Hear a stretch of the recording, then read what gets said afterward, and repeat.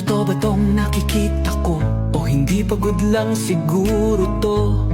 Bakit binabarikadahan, sinisigawan ng dating pinunong bayan ng isang taong kamukha nung sa parisan?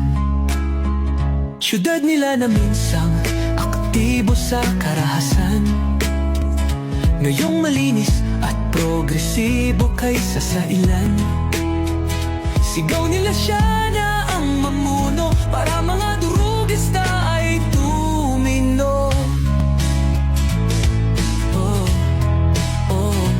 Dating pinupuri, tinitingala, nagbigay dangal sa lahi. Pag may lumalapit, abot tenga ang ngiti. Mahal ko ang Pilipinas, di ako papapi. Ipinanganak ako sa bayang mapagtimpi.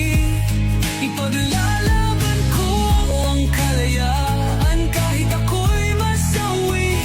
Sisikat din ang araw, muli tayo magsasamang nakamiti.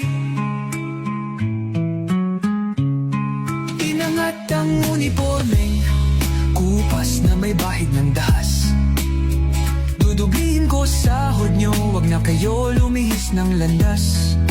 Hulihin nyo mga gumagawa ng masama, kahit pangalan ko nakataya. Akong bahala sa kaso nyo basta kayo ang nasa tama.